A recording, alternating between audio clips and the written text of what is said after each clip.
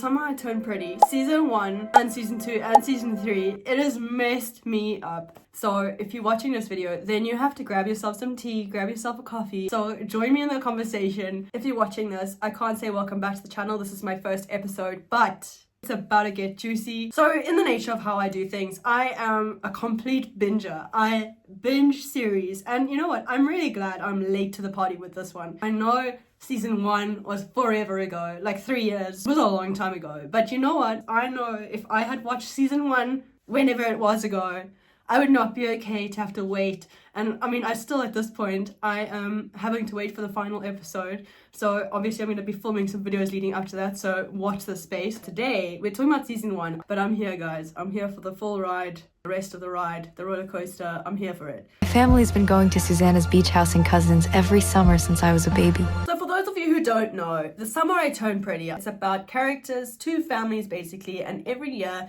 they go to the Fishers beach house. It's like super aesthetic places. Like I'm getting like, not High School Musical, but sort of High School Musical vibes. Like I'm feeling nostalgia from this beach house. I never had that. I live in the southern hemisphere, so we always had summer over December and never really like a cold wintry Christmas. Like this show gave me nostalgia for something I've never even had. They go to this house every year. The families have known each other. The moms went to college. They grew up together, so the kids grew up together. And Belly, the main chick, she's had a crush on Conrad for the longest time. So now it's a little bit like cagey about whether he's had a crush or not, but he does fall for her. And I do believe it started way before this, where season 1 basically picks up from. Belly, you don't know the effect you have on people. So I think this thing developed like a few years prior, but obviously once she turns 16, you know, it's that holiday, things start to surface. And now that she's 16, she's all grown up, she's mature, she's looking good. She's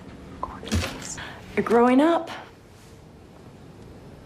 You're in bloom. They first arrive at the house, you see the different dynamics between the two. Jeremiah runs out. Hi, oh my God. Hello! Hello! He's all bubbly. He's the one who has a lot of female friends, side chicks, all of that stuff. And then out walks Conrad. He's a mysterious way about you, dear. There's now a Taylor Swift song playing.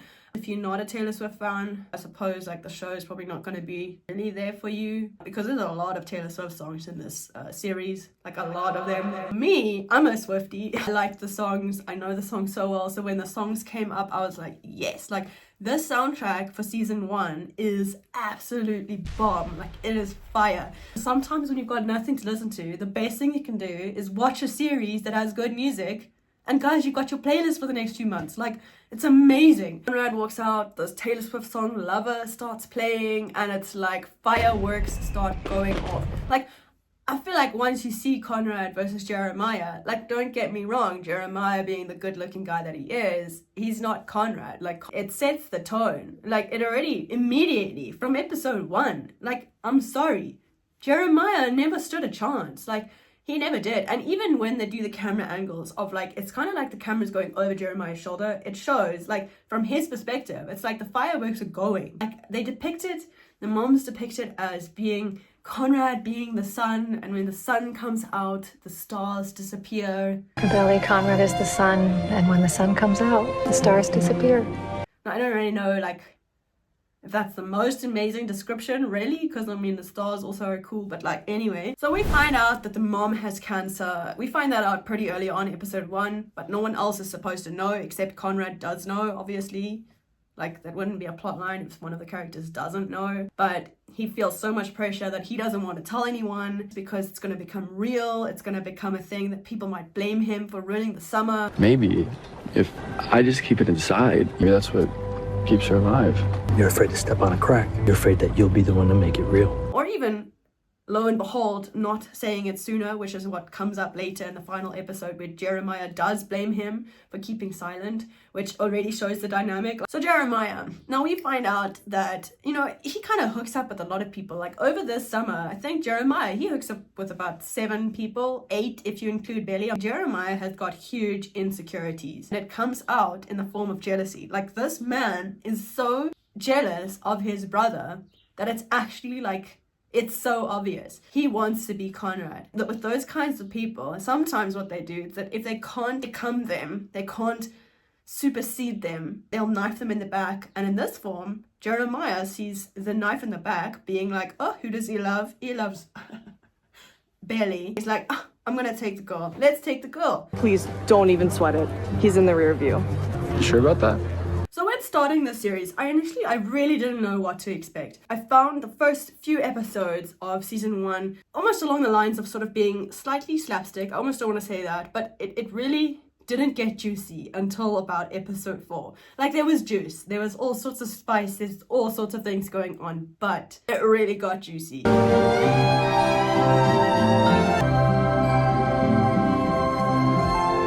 And just to clarify my thoughts, I also then made my husband watch it too, and I've dragged him through the whole process as well. And he is one to always pick a different stance on things. He's not Team Jeremiah, but in some respects, like, he's not Team Conrad either. Now, I have to just preface this and say that Conrad overall in season 1, he is not a perfect character. I know he's going through his issues and he comes across as vain and moody and emotional. But when you understand his character and his personality, it just makes sense. Like, he's an emotional person. You'd probably find he has like a really high EQ. He doesn't want to upset anyone, so he would rather push them away and have to face letting them down. Throughout the whole series, I was talking about season 1 here, but throughout the whole of season 1, if there's any sort of problem, if there's anyone who's sort of saying that they're upset with him or that he's done something wrong, he is immediately like, yo, I'm sorry, I'm in the wrong, I've done this. Bad things happen when you text me. I know. I'm sorry. You've been pretty MIA. No, that's on me. Belly, I'm sorry for being so shitty all summer. Whereas with Jeremiah, I'm sorry, this guy, he gaslights everyone. When he's got a problem, he literally blames everyone for it. I know how much you hate to lose. It's not about winning for me. It's about doing things the right way. Okay, sure. You've been pretty MIA. Seriously? Whereas with Conrad, even if it isn't his fault, like, obviously it's not his fault his mom has cancer, his father had an affair, but he's always one to be like, you know what, it's my fault. Especially like that one scene, I absolutely love it. I feel like it shows the dynamic of the two of them, Jeremiah versus Conrad, perfectly. He's literally about to pour himself coffee and Jeremiah walks in. Jeremiah is trying to like blow everything up out of proportion, when actually Conrad just shuts the whole thing down. Like, You can have it. Thanks. What's with a good mood? I don't know, maybe I'm just happy to be alive after you almost blew me up last night. I said I was sorry. I didn't know you guys were out there. I'm like, yes, good on you. Not justifying that, okay, fine. If you're gonna be like, you're gonna have your issues, let's just say, I'm not gonna justify that. But like, Jeremiah has like just as many issues, if not worse, and he treats people worse than Conrad. But Conrad seems to get all the flack for it, if that makes sense. Denying that he's not close with Belly, but I feel like it's always been that they were friends, and Belly initially had never seen him in any other light. She'd only ever seen Conrad. Now Jeremiah, I also believe, had only ever really seen Belly as either being something that's Conrad's that's not his, or seeing her as a friend. Like, they were good friends. This show, I must just say, it's really good with those like placements of things. Almost, you know how like Taylor Swift does in her songs, like she leaves little Easter eggs, but this show leaves little Easter eggs too. One of the scenes that I was like, okay, this really sets it up. Like, if you just break it down, you see exactly what's happening. They're in the kitchen, Stephen, Belly, and you've got Jeremiah sitting at the table, kind of joking around like friends do. Then you can see Conrad, watch him in the background. He's speaking to Laurel. He knows his priorities. He's mature enough to have like a conversation. But then Jeremiah and Stephen, they start teasing Belly, and then they throw around what looks to be like a muffin. It lands in Conrad's hands, and Conrad gives it straight back to Belly. Like, this boy, no, he's not even gonna taunt her. He is so clear with his intentions that it's so beautifully done. Like, I know it's not a much of a scene, but there's so much in it. Jeremiah's character, like, he's gonna tease her, he's gonna play with her, he's gonna like not really care. It's like a joking thing, and it's exactly what will happen if she gets with him. Like, Jeremiah, I don't think he's thinking with his heart. One scene that I also feel like really heightens Jeremiah's tension between Conrad and himself is when they're all sitting at the table and Susanna, Conrad's mother, asks Belly if she wants to go to the debutante's ball, but it comes up that Conrad quit football. When are you leaving for training camp, man? He quit football. Wait, really? You quit? Now, by the sounds of it, he's like a pro footballer. Like, he's good at everything he does. Like, he's smart, he's spotty, he does like cultural stuff, like plays the guitar, he sails. Like, he's got all of these like great attributes. But the interesting thing is, at the table, when it comes up that he quit football, it's not Conrad who says like, I quit football. It's Jeremiah. He quit football. Like, I can't be happier that he's done, and like I'm great and he sucks.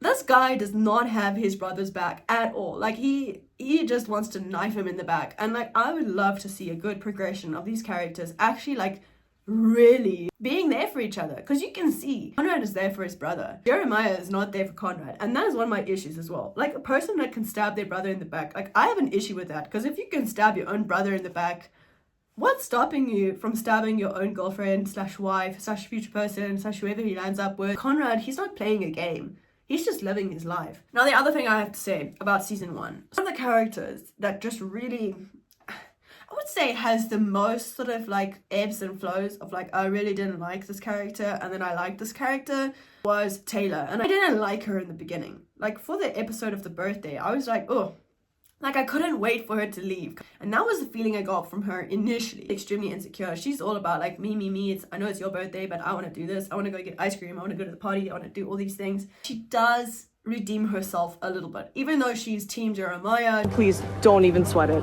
He's in the rear view.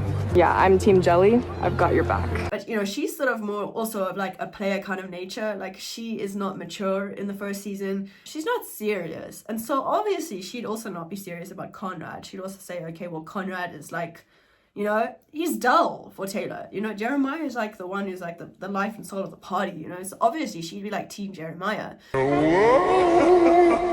I really want to see Taylor support Conrad. Really just kick Jeremiah to the side for him. Yeah, you kind of did do that. The thing that really got to me, like the episode where I was like, this is it. Like, if you were on the fence about Team Jeremiah or Team Conrad, like, this episode for me, like, especially when Jeremiah shoots the firework in between them. Conrad is about to kiss Betty. Like, there's been tensions like building up. Everyone can see the fireworks and there is so much tension building up, and he's about to kiss her, and there comes out Jeremiah and he's like, shoots the firework. I mean, come on. So obviously it ruins the moment for them. Like, they're not gonna kiss in this scene, and now we're like, okay, but now we know, like, both of them, like, there's fireworks between them. And not just shot by Jeremiah. Tone, like, you know, he doesn't always show his emotions, but in this moment, like, you can see, like, this guy really deeply cares for her. And then out comes Jeremiah, who hasn't really been that serious about Belly, but once he sees his brother, lo and behold, he sees his brother is like serious about this. He really has like a desire, love, emotional, whatever connection with Belly. He's like, nah, I'm gonna take that. Like, I am gonna beat you. And it becomes this game. Conrad had no idea that he was even a threat.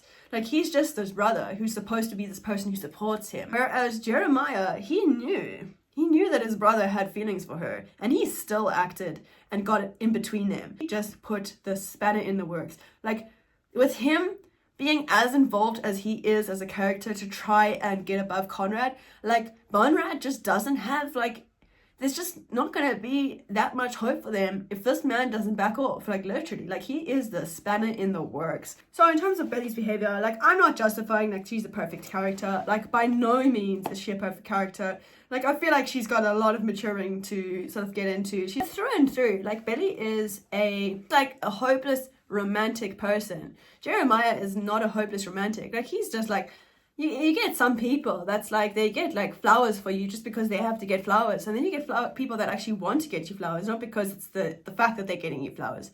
Like, you see what I mean? Like, Conrad would get her flowers just because he knows like how much of an impact it's going to make in her life, whereas someone like Jeremiah, like, if he got flowers, he would be doing it to make himself feel better, not because of her. But in terms of Bailey, like, she's like one of these people. She likes Sabrina and like sort of that Audrey Hepburn type of like romantic era. She even mentions like one of the things to Conrad when he's like in the shower and she brings him a drink, which that episode, that killed me. When she gets drunk, she spills all the beans everywhere. Like, I love that episode. There's people like blurting out everything that everyone needs to know, and like, it's great. Like, this show is so good with how fast paced everything is.